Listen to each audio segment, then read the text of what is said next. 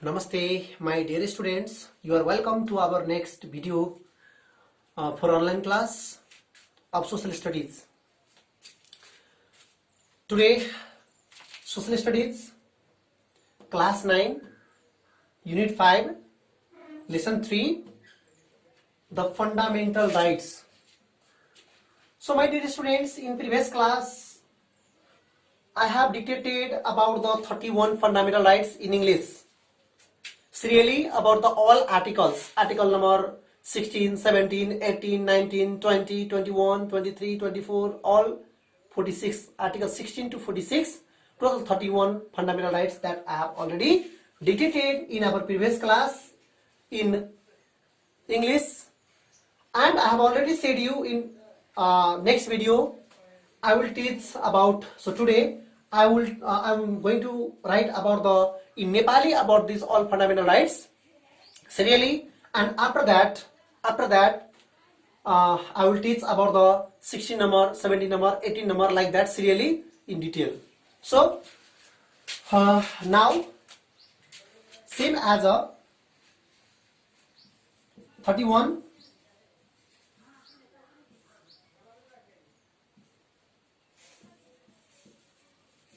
fundamental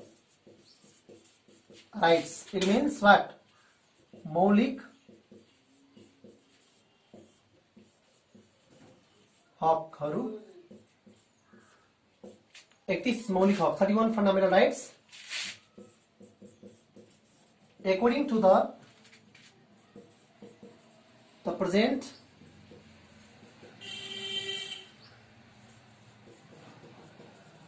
Constitution of Nepal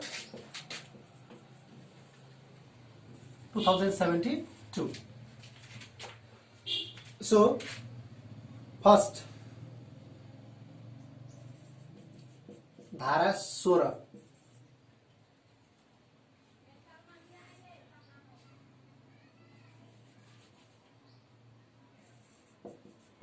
धारा 16 in shortcut I have said सस्व sauce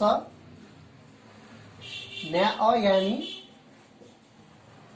छुस धासु गोसो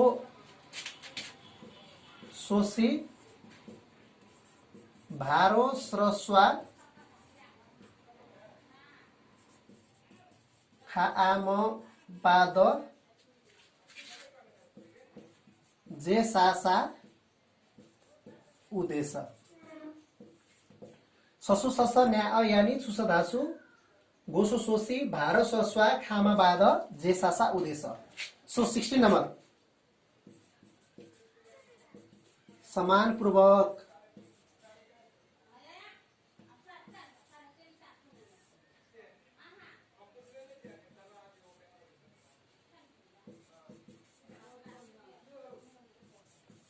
बाँच्न पर्ने हक,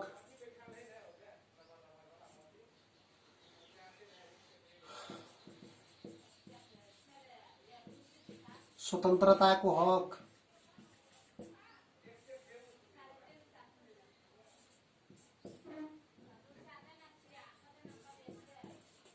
समानताको हक,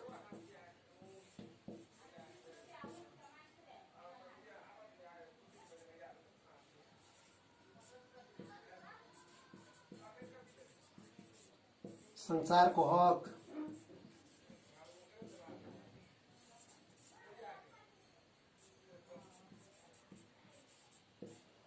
न्याय सम्बन्धी हक,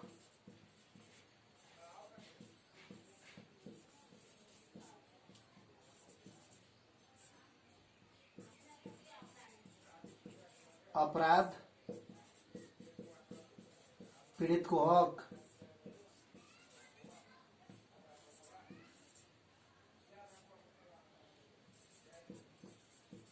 यातना विरुद्धको हक,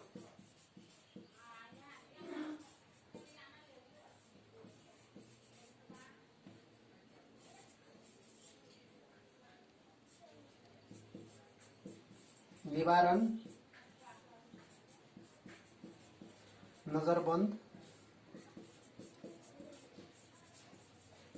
विरुद्धको हक,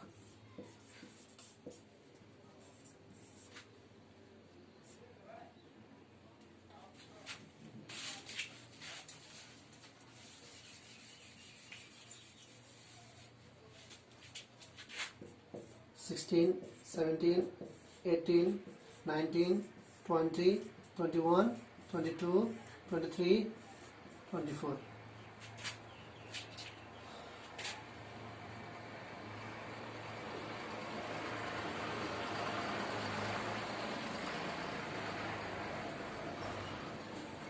छुवाछुत तथा भेदभाव विरुद्धको हक,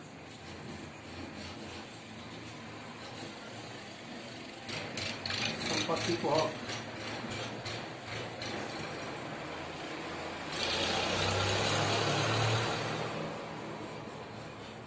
धार्मिक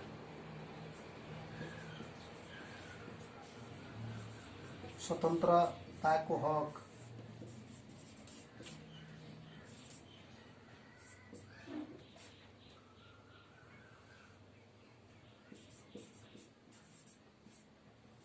सूचनाको हक,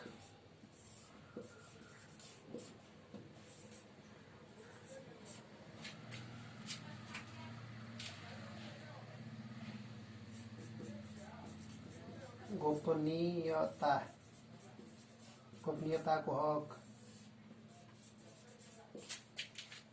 29,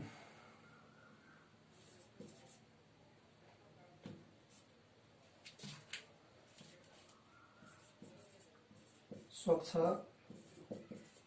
वातावरणको हक,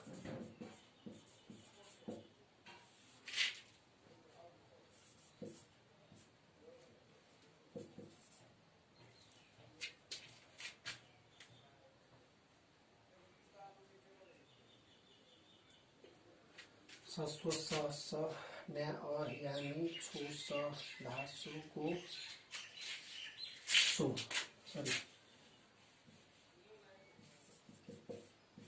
शोषण विरुद्धको हक,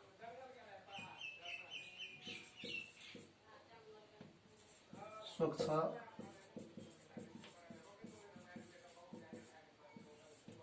वातावरणको हक,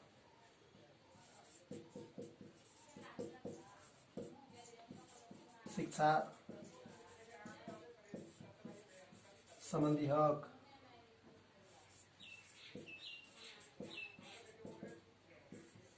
भाषा तथा संस्कृतिको हक,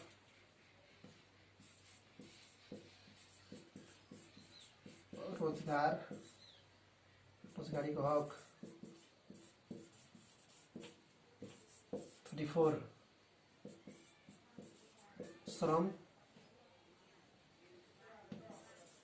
श्रमको हक,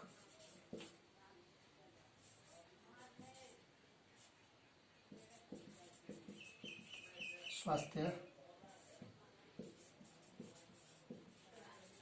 सम्बन्धी हक,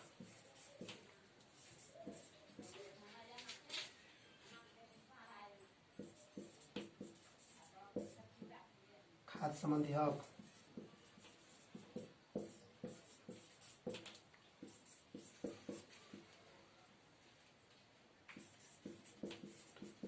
आवासको हक,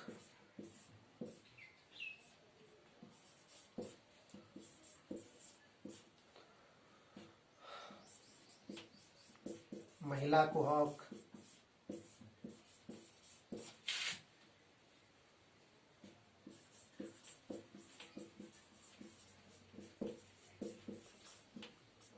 बालबालिकाको हक,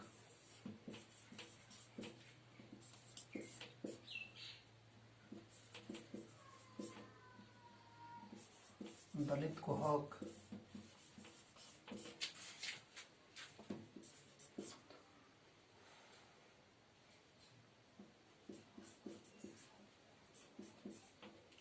ज्येष्ठ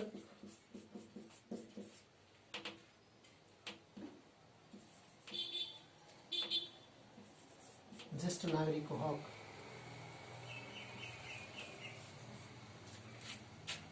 ज्येष्ठ नागरिकको हक.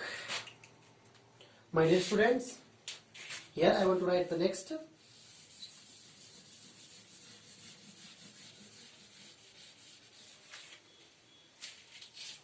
Article number 42.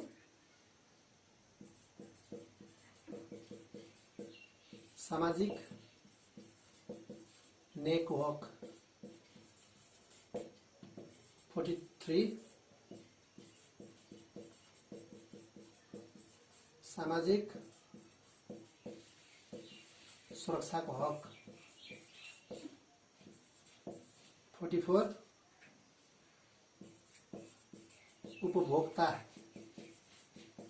उपभोक्ताको हक.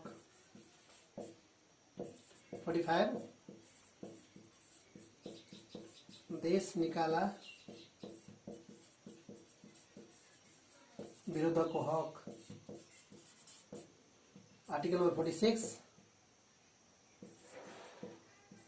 संवैधानिक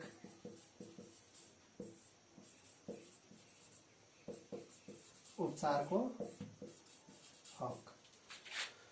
Okay, my dear students, actually here I don't wish to write, by my wish I don't want to write in Nepali about these 31 fundamental rights, but I think student also need to know, student also wants to know in Nepali about these all fundamental rights, 31 fundamental rights. So I have here written about this. I have here written about this all 31 fundamental rights in Nepali also. So in Nepali, these all 31 fundamental rights that I have written here. Now I want to move the next topic, that from article number 16. It means fundamental right first, or article number 16, that right to live with dignity. About this, now I want to describe here in this class. So my dear students, now I want to omit this all and start our next topic. Even though once article number 16 I have written there, देश निका समानपूर्वक बाँच्न पाउने हक, आपराधिक स्वतन्त्रताको हक, समानताको हक, संचार सम्बन्धी हक, न्याय सम्बन्धी हक, सिमिलरली अपराध पीडितको हक, यातना विरुद्धको हक, सिमिलरली निवारण नजर बन्द विरुद्धको हक, स्वच्छता जातीय भेदभाव विरुद्धको हक, सम्पत्तिको हक, धार्मिक स्वतन्त्रताको हक, सूचनाको हक, गोपनीयताको हक, शोषण विरुद्धको हक, स्वच्छ वातावरणको हक, शिक्षा सम्बन्धी हक, भाषा तथा संस्कृतिको हक, रोजगारीको हक, श्रम सम्बन्धी हक, स्वास्थ्य सम्बन्धी हक, खाद्य सम्बन्धी हक, आवासको हक, महिलाको हक, बालबालिकाको हक, दलितको हक, ज्येष्ठ नागरिकको हक, सामाजिक न्यायको हक, सामाजिक सुरक्षाको हक, उपभोक्ताको हक, देश निकाला विरुद्धको हक, and संवैधानिक उपचारको हक. So these all 31 fundamental rights. So as English, as Nepali also, that you have to learn these all. So now I want to move the next topic, my dear students, that is about to talk about to discuss about all 31 fundamental rights. So article number 16 first, that I want to omit here.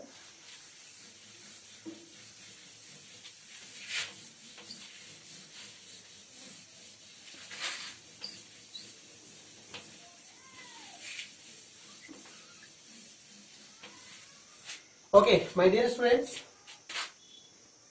article number 16 first, right to live with dignity. It means सम्मानपूर्वक बाँच्न पाउने हक. This is our first fundamental right. Right to live with dignity is our first fundamental right in our present Constitution of Nepal 2072. In part 3, In part 3, fundamental rights mention article number 16, right to live with dignity. सम्मान पूर्वक बाँच्न पाउने हक. सम्मान पूर्वक बाँच्न पाउने हक. So, if we want to describe about this, then simply we can say each person shall have right to live with dignity. No law shall be made for the capital punishment. So that is the provision under the right to live with dignity. Simply, each person shall have right to live with dignity. Each person, it means all the person, they have right to live with dignity. Dignity means सम्मान. So all the citizens of our nation, they have right to spend their life with a fully respect. Yes, they have right to live, the right to survive their life with a fully respect. And also no law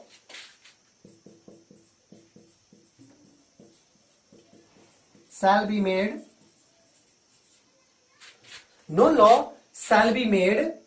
for the capital punishment.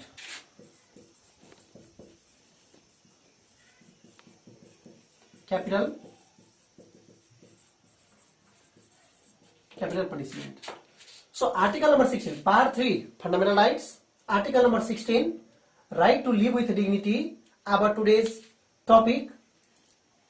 So under the right to live with dignity, what are the provisions are mentioned in the present constitution of Nepal 2072? नेपालको वर्तमान संविधान 2072 को भाग 3 को धारा 16 मा जो right to live with dignity छ त्यसमा के कस्तो व्यवस्था गरिएको छ त, के कुरा उल्लेख गरिएको छ त? In short, I want to discuss here. First one, each person shall have right to live with dignity.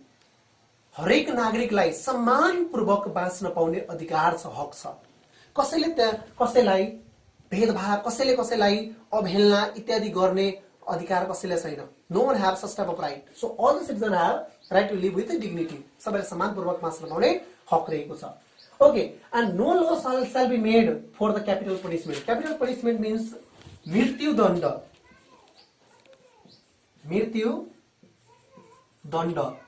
मृत्युदण्ड हुने गरी कुनै पनि कानून बनाइने छैन. So in our constitution, present constitution have provision there should not be given the capital punishment.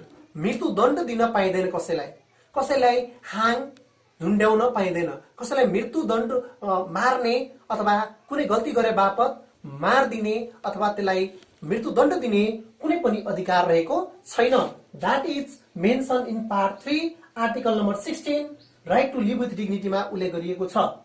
But recently on recent news that you might have heard, my dear students, as a social teacher, I want to give information.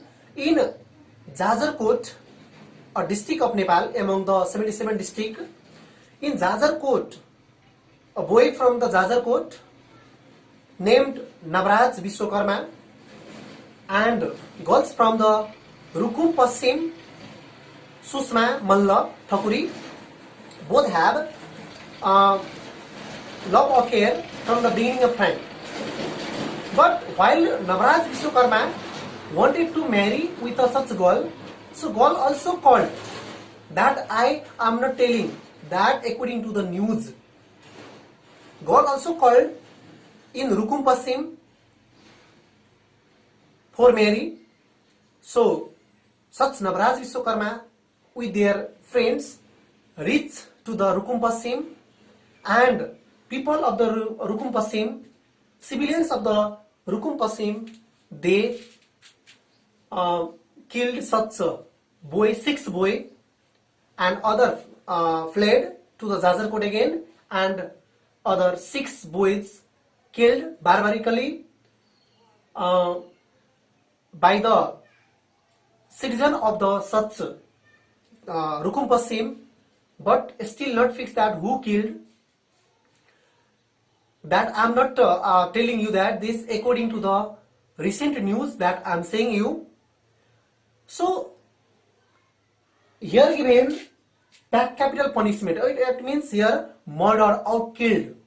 So that is not in our present constitution. नेपालको वर्तमान संविधानमा कसैलाई ज्यानै लिने गरी कसैलाई ज्यान लिने अथवा मार दिने अधिकार रहेको छैन कसैलाई पनि, किनभने हाम्रो नेपालको संविधानमा उल्लेख गरिएको छ कि क्यापिटल पनिशमेन्ट और मृत्युदण्ड, क्यापिटल पनिशमेन्ट हुने गरी कुनै पनि कानुन बनाइने छैन अथवा मृत्युदण्ड हुने गरी कुनै पनि कानुन बनाइने छैन. That is mentioned, that is written in our constitution.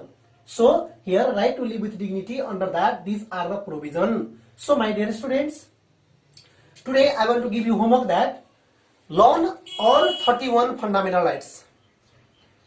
In previous class 10 fundamental rights given, after that next class 10 fundamental rights given, and today as a homework I want to say that all 31 fundamental rights that command, that is the homework of today's class. Okay, now I want to start my class here. Hasta, namaste, see you again. Thank you.